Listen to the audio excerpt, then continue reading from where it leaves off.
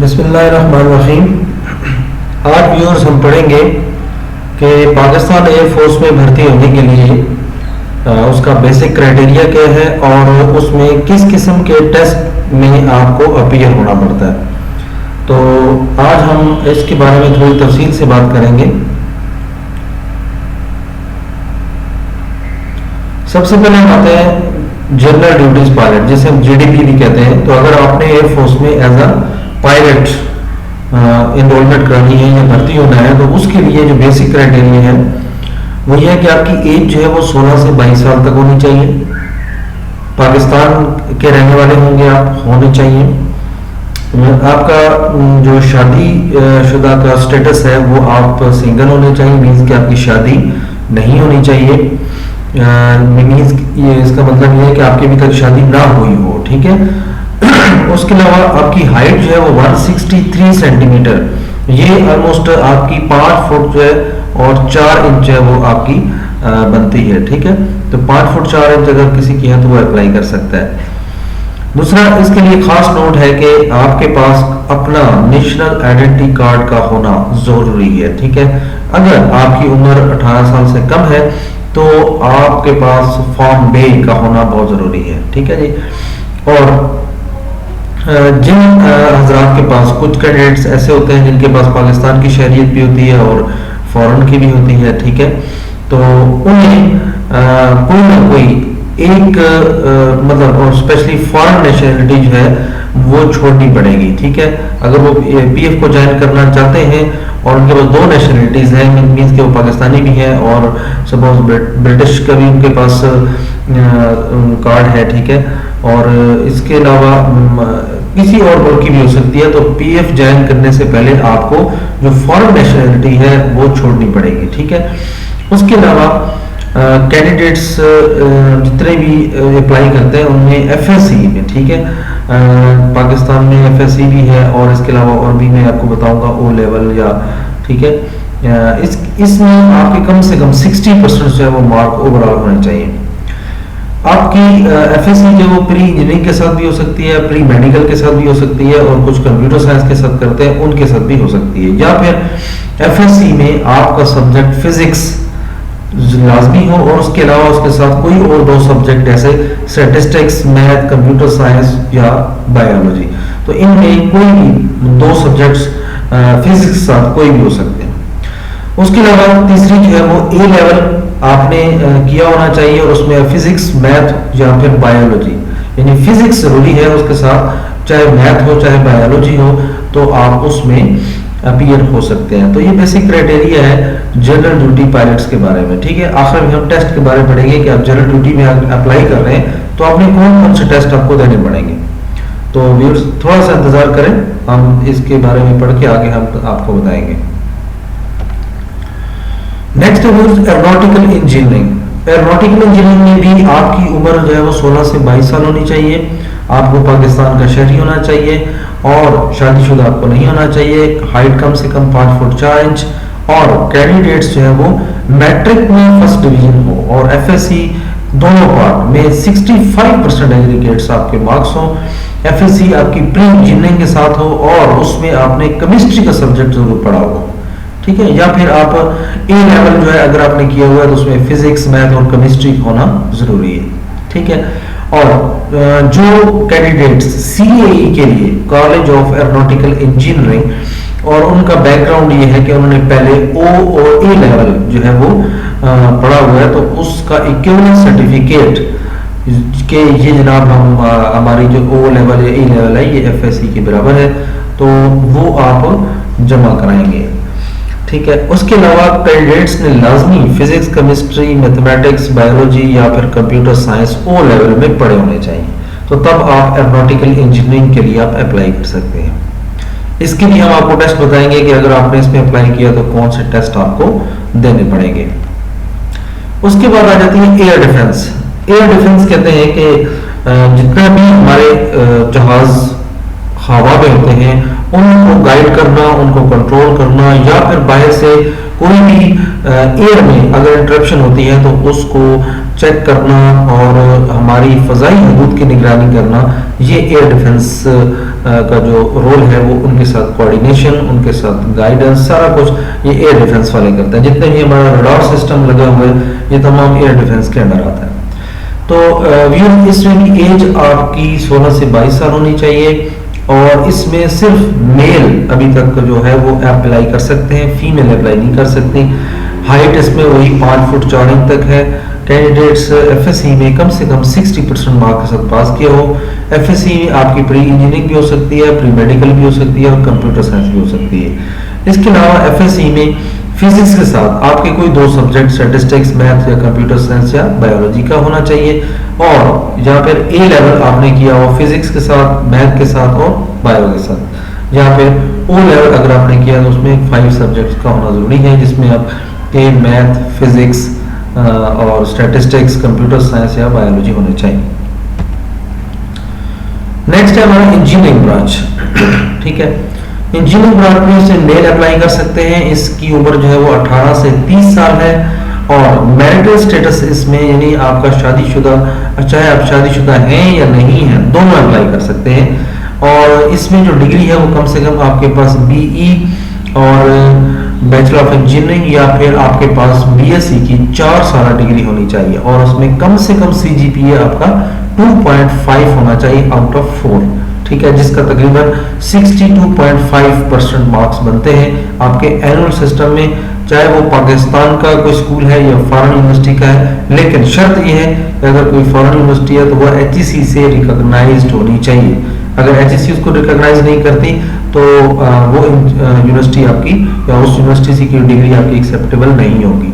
क्योंकि बहुत सारी यूनिवर्सिटीज ऐसी है जो ऑनलाइन है, ठीक है, जो इतना टेस्ट नहीं लेती हैं और डिग्रीज दे देती हैं, तो वो यूनिवर्सिटीज जो एचईसी से रिकॉग्नाइज्ड है। ठीक है, तो ये चेक करने के लिए कि एचईसी की ये यूनिवर्सिटी एचईसी में रिकॉग्नाइज्ड है या नहीं है, तो आप अगर जस्ट आप गूगल ब्राउजर में या कोई भी आपका ब्राउजर है उसमें आप जस्ट लिखें कि approved international universities of in by approved international universities by HEC, तो वो आपके पास एक लिस्ट आ जाएगी। उसमें आप देख सकते हैं कि वो है कि नहीं। या फिर आप एचईसी के फोकल पर्सन से कांटेक्ट कर सकते हैं। आप नेट पे उनका नंबर भी अवेलेबल है, ईमेल अवेलेबल है, आप उनसे वेरिफिकेशन कर सकते हैं। और फिर और इसका हल ये का फिजिकली आपको एचएससी भी जा सकते हैं, वहाँ से भी आप अपना कंफर्म कर सकते हैं। इस्लामाबाद में एचएससी का ऑफिस है, तो किसी भी जगह से आप नेट से उसको सर्च कर सकते हैं कि कहाँ पर उसकी लोकेशन है। तो अदरवाइज आपको पता है कि किसी भी जगह जाएं आप, किसी टैक्सी को या जो भी हमारी सर्विसेज है, जिस टाइम क्रीम वाली सर्विस है, उबर है, इनको कहें तो ये खुद ही आपको पहुंचा देते हैं। ओके, उसके अलावा इलेक्ट्रॉनिक इंजीनियरिंग है, इसमें मैकेनिकल और एरो इंजीनियरिंग है। ठीक है, तो इसमें आपकी पीएससी जो रजिस्ट्रेशन है वो बहुत जरूरी है। उसके अलावा आपका लीगल ब्रांच आ जाता है। पाकिस्तान एयरफोर्स में जितने भी लीगल मैटर्स हैं, जैसे जो भी अदालती मामला होते हैं, कोई लोग अप्लाई कर देता है एयरफोर्स के, चाहे अगेंस्ट हो चाहे इन फेवर हो, तो बहुत सारे लोगों के मसाइल होते हैं और उनको डील करने के लिए फिर हमारी लीगल ब्रांच है। और इसमें तमाम जो एयरफोर्स का लॉ है उसके मुताबिक चीज़ों को देखा जाता है। मतलब कोई भी अगर कोई जुर्म करता है, ठीक है, या कोई अच्छा काम करता है, तो उसको कानून की नज़र में क्या मिलना चाहिए, अवार्ड मिलना चाहिए, पनिशमेंट मिलनी चाहिए। तो ये तमाम बातें हमें लीगल ब्रांच जो है ये डिसाइड करके देती है। इसमें तमाम लोग जो है वो LLB और LLM और इस किस्म की जो डिग्रीज जिनके पास होती हैं, वैसे ही कैंडिडेट हमारे लीगल ब्रांच में सेलेक्ट होते हैं। और इसके लिए आपकी उम्र 21 से 30 साल होनी चाहिए। नेशनलिटी आप के पाकिस्तानी शहरी होने चाहिए। इसमें दोनों, आप चाहे मैरिड हैं अनमैरिड हैं, इसमें चल जाता है। हाइट इसकी कम से कम वही 5 फुट 4 इंच तक है। और इसकी मिनिमम डिग्री जो है आपकी LLB सेकंड डिवीजन कोई रिकॉग्नाइज पाकिस्तानी या फॉरेन यूनिवर्सिटी से होनी चाहिए। और कैंडिडेट्स का प्रैक्टिकल एक्सपीरियंस का होना बहुत जरूरी है। मीन्स कि आप पाकिस्तान की किसी कचहरी में आप कोई ना कोई प्रैक्टिस करते रहे हो, किसी वकील के साथ या किसी भी लायक के साथ अगर आपकी प्रैक्टिस है तो वो सर्टिफिकेट भी अगर आप जमा करा देंगे तो आपके लिए बहुत अच्छा रहेगा। उसके बाद आ जाता है अकाउंट ब्रांच। अकाउंट ब्रांच में व्यूअर्स 18 से 30 साल तक उम्र चाहिए। इसमें तमाम मेल सिटीजन, ऑल्दो के फीमेल्स भी होती हैं, ठीक है, लेकिन वो डिपेंड करता है वैकेंसीज पर कि जब आपका ऐड आता है तो उसमें अगर 2 फीमेल लिखी है तो फीमेल अप्लाई कर सकती है। I have seen many account account officers, female account officers in Pakistan air force. तो आप ये नहीं समझें कि उसमें औरतें अप्लाई नहीं कर सकती या लड़कियां, तो लड़कियां कर सकती हैं, ठीक है। तो दैट डिपेंड्स अपॉन ऐड में उस वक्त अगर दी हुई डेट मीन्स के वैकेंसीज जो है उस वक्त हैं, ठीक है। इसमें भी आपका मैरिड होना और अनमैरिड होना, इसमें कोई वो पाबंदी नहीं है। आपकी उम्र, आपकी हाइट जो है कम से कम एक 163 मीन्स 5 फुट 4 इंच तक होनी चाहिए। आपके पास जो डिग्रीज हैं वो बीकॉम जो 4 इयर्स का है, या बीबीए 4 इयर्स, या एमकॉम या एमबीए या एसीसीए या एसीएमए या बीएस अकाउंटिंग या finance minimum second division Pakistani या किसी भी फॉरेन यूनिवर्सिटीज से होनी चाहिए। एंड रिमेंबर अगेन कि वो आपकी यूनिवर्सिटी एचईसी से रिकॉग्नाइज होना ज़रूरी है। अब आते हैं जेंटलमैन, हमारे जो कैंडिडेट्स अपीयर होते हैं उन्हें कौन कौन से टेस्ट देने पड़ते हैं। तो व्यूअर्स, जीडीपी में अगर आपने अप्लाई किया है तो आपको एक इंटेलिजेंट टेस्ट देना पड़ेगा। इंटेलिजेंट टेस्ट में वर्बल और नॉन वर्बल दोनों शामिल होते हैं, ठीक है। ये तकरीबन आप कह लें कि मोर देन 25 जो है वो वर्बल और बाज़ 50 तक भी होते हैं। और उसके अलावा आपके नॉन वर्बल जो है वो उसमें 2 किस्म के, फिर अगेन 2 किस्म के पैटर्न शामिल होते हैं। एक पैटर्न टेस्ट हम कहते हैं और एक नॉर्मल हम उसको वर्बल नॉन वर्बल टेस्ट कहते हैं। तो ये दोनों में थोड़ा सा डिफरेंस होता है। तो वो आपके मेरी इसमें इसी चैनल में मेरी वीडियोस दी हुई हैं वर्बल नॉन वर्बल टेस्ट की, तो आप उनको देख सकते हैं। और फिर ये कोई मसला आता है तो आप पूछ सकते हैं मुझसे। तो दूसरा टेस्ट इंग्लिश का होता है। ये तकरीबन आप एफएससी लेवल का या एफएससी लेवल तक आप कह लें कि जितना भी आपकी ग्रामेटिकल पोर्शन है, ठीक है, ग्रामर पोर्शन है, उसमें आपके टेंसेस आ जाते हैं, आपके पार्ट ऑफ स्पीच आ जाते हैं, तो वो तमाम आपकी इंग्लिश में बातें पूछी जा सकती हैं। फिजिक्स में आपका जो एफएससी लेवल का कोर्स है, ठीक है, वो तमाम आता है, ठीक है। उसके अलावा आप ये नहीं कि आपने मैट्रिक को टच नहीं करना, मैट्रिक के जितने बेसिक कंसेप्ट्स हैं वो ज़रूर याद करें, ठीक है, क्योंकि बेसिक कंसेप्ट्स भी पूछे जा सकते हैं। और कम से कम एफएससी लेवल तक आप जो एफएससी की बुक्स हैं, फर्स्ट ईयर, सेकंड ईयर और मैट्रिक की 9th की जो फिजिक्स की बुक्स हैं वो ज़रूर याद करके जाएं, ठीक है। अदरवाइज हमारी वेबसाइट है, उस वेबसाइट से भी आप फिजिक्स की तैयारी कर सकते हैं। और ये नहीं कि आप वो इनफ है, इसके अलावा भी आपने फिजिक्स की जितने भी एफएससी लेवल का कोर्स है वो आपने करना है। ईयर डिफेंस में आपने अप्लाई किया तो उसमें पहले सबसे पहले इंटेलिजेंट टेस्ट ही होता है, फिर इंग्लिश और इसका भी फिजिक्स होता है। एडमिन और स्पेशल ड्यूटीज, एडमिन ब्रांच हमारा जितना भी बेस पे एडमिन ड्यूटीज होती हैं, मीन्स कहीं भी कोई भी कंस्ट्रक्शन से रिलेटेड काम है, ड्यूटी से रिलेटेड काम है, ठीक है, या फिर आपके अकोमोडेशन से रिलेटेड कोई प्रॉब्लम्स हैं, तो ये तमाम भी कोई फंक्शंस हैं, ठीक है, कोई भी अरेंजमेंट है, कोई मैनेजमेंट है, ये तमाम एडमिन के अंडर आती है। तो एडमिन जो है या कोई भी एक्टिविटीज जितनी हो रही होती हैं ये सारी एडमिन के पास होती हैं। तो इसमें इंटेलिजेंट टेस्ट जो है पहले होता है, उसके बाद आप इंग्लिश में अपीयर होते हैं और फिर इसके बाद फिजिक्स का टेस्ट होता है।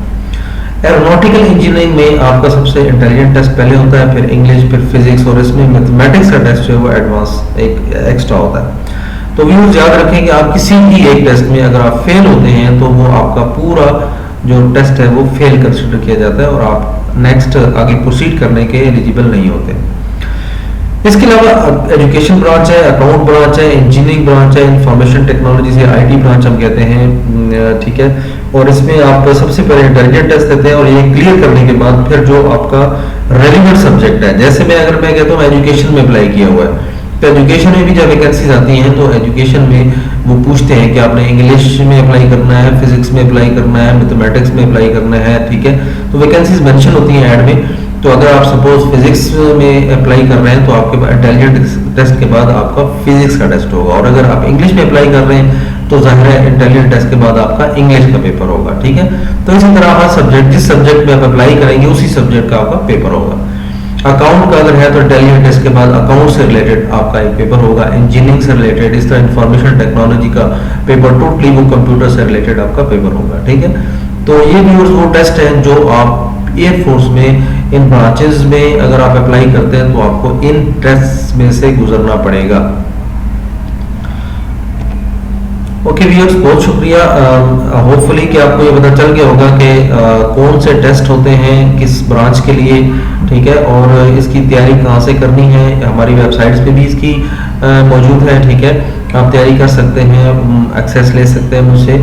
ठीक है। इसके अलावा FSC लेवल का कोर्स होता है वो तकरीबन आपको स्टडी करना पड़ता है, ठीक है। MCQs टाइप टेस्ट होता है, उसमें बात ये होता है कि आपके आजकल तो क्योंकि कंप्यूटर का दौर है तो हर टेस्ट है वो कंप्यूटर पे हो रहा है, तो कंप्यूटर में मैक्सिमम MCQs टाइप टेस्ट होते हैं, तो आपने वो तैयार करने। और बाद वक्त आपका कम्प्रिहेंसिव पेपर भी हो सकता है, ठीक है। वो डिपेंड करता है मैनेजमेंट पर कि वो आपको किस तरह आपको जज करते हैं, ठीक है। तो व्यूअर्स, इसके अलावा अगर आपको कोई मसला हो, आपको कोई चीज़ समझ ना आई हो, तो आप मुझे कमेंट कर सकते हैं, मुझसे पूछ सकते हैं कि कोई भी और क्राइटेरिया, ठीक है। तो मैं इंशाल्लाह आपको उसकी डिटेल बताऊंगा कि कैसे आप अप्लाई कर सकते हैं, कहाँ से आप तैयारी कर सकते हैं, ठीक है। अभी तो मैंने बता दिया है कि आपने तैयारी जब भी करनी है आप मेरी वेबसाइट से भी कर सकते हैं। इसके अलावा बहुत सारी वेबसाइट्स हैं, तो आपने अपने सब्जेक्ट से रिलेटेड अगर आप तैयारी करनी है तो वो आप कर सकते हैं। और मज़ीद अगर आपने फिज़िकली मेरी एकेडमी ज्वाइन करनी है तो ये कोहाट में एकेडमी है फ़िलहाल, तो इसको आप कर सकते हैं। मेरा अकाउंट नंबर भी दिया होता है, आप मुझसे रब्ता कर सकते हैं। 1 महीने के अंदर अंदर इंशाल्लाह आपकी तैयारी जो है वो करवाई जा सकती है। तो आप खुश रहें। अगर आपको वीडियो पसंद आई हो तो लाइक करें और शेयर करें दोस्तों के साथ, सब्सक्राइब कर लें ताकि आने वाली वीडियोज़ जो है वो आप तक पहुँचती रहे, ठीक है। बहुत शुक्रिया, अपना ख्याल रखिए और दुआ किया करें, अल्लाह ताला सबको सेहत दे और अल्लाह ताला आपको भी खुश रखे, ठीक है। आमीन।